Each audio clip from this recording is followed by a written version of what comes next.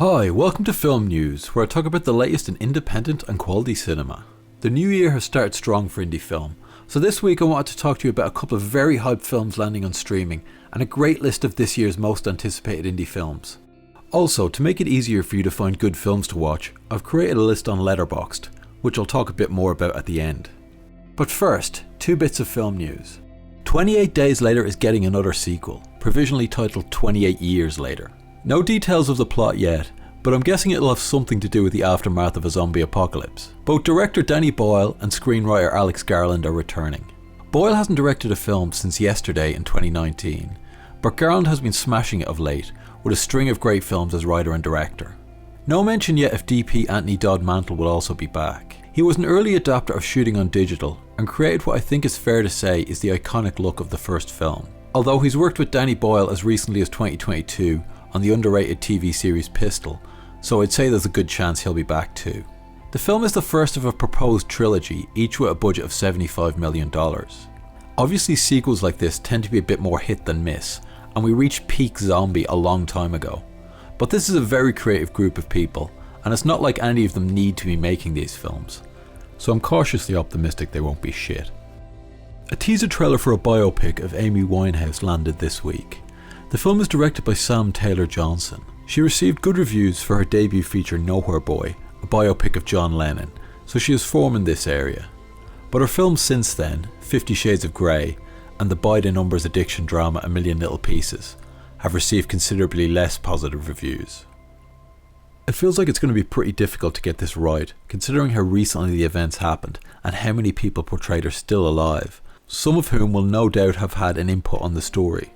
It'd be wrong to judge too much on the teaser trailer alone, but from what I see here, it doesn't fill me with hope. Have a look at the trailer and see what you think. Beautiful eyes. Oh, how wonderful. Yeah, I told you it wasn't a minger. Oh, but darling, you're kind about everyone. You can't be trusted. The most divisive film of the year is now on streaming. Honestly, Saltburn generated more negative reviews than a hotel staffed entirely by bedbugs. When I watched it, it was the number 2 film on Amazon Video, and I'll bet it's on track to be the most turned off film of the year. I can only imagine Mr. and Mrs. Middle England sitting down to watch the film with a nice country house in it, only to be confronted with a man licking jizz out of a bathtub.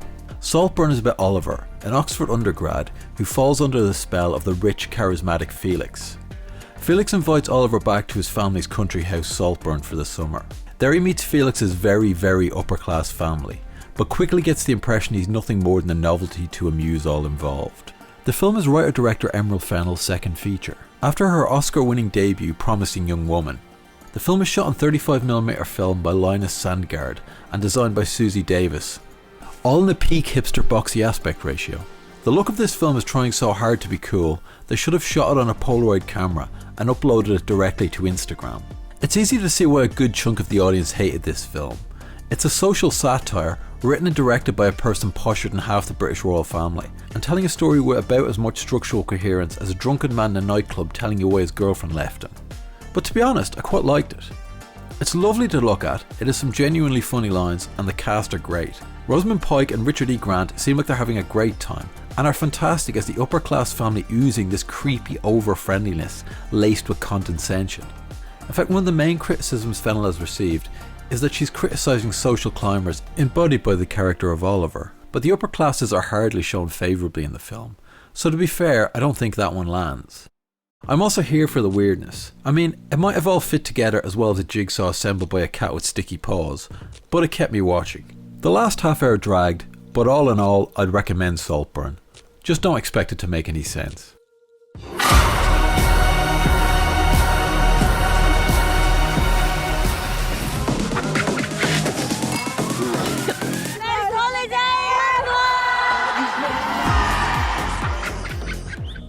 If like me you grew up in Western Europe, some summer in your teenage years, you and your mates went to a resort somewhere on the Med, drank more than an Irishman at a wedding, slept through the day, partied through the night, and generally behaved like you were trying to recreate a Marquis de Sade novel in a 3-star self-catering hotel. How to Have Sex, Molly Manning Walker's debut film, concerns the dark side of that rite of passage. In the film, Tara, played by Mia McKenna Bruce, heads to Greece with her mates to get pissed and get laid. Unfortunately, the combination of those things leads to some dark consequences around sex and consent. This film has been hyped hard since it was released in cinemas in the UK last year. I'm always a bit dubious when I see massively positive reviews of a film about a hot button social topic, but this film lives up to the hype. The film has an authentic feel to it. In interviews, Manning Walker said it's based on her own experiences, plus research trips to a similar resort, as well as workshops the production set up with teenagers to hear their feelings about sex and consent. It was shot by Canadian DP Nicholas Canione. The old handheld pseudo-documentary style is beyond overused in cinema, but it's well used here and the images really pop. It feels like the creative team planned the look of the film instead of just pointing the camera at the action. The setting is also great. The film shot at a resort in the low season, so I had to recreate all the drunken chaos. Much respect to the AD team for wrangling all the probably pissed up and or hungover teenagers and getting them into the party spirit. I can't deny the film is a heavy watch at times, but it doesn't feel like a slog to get through.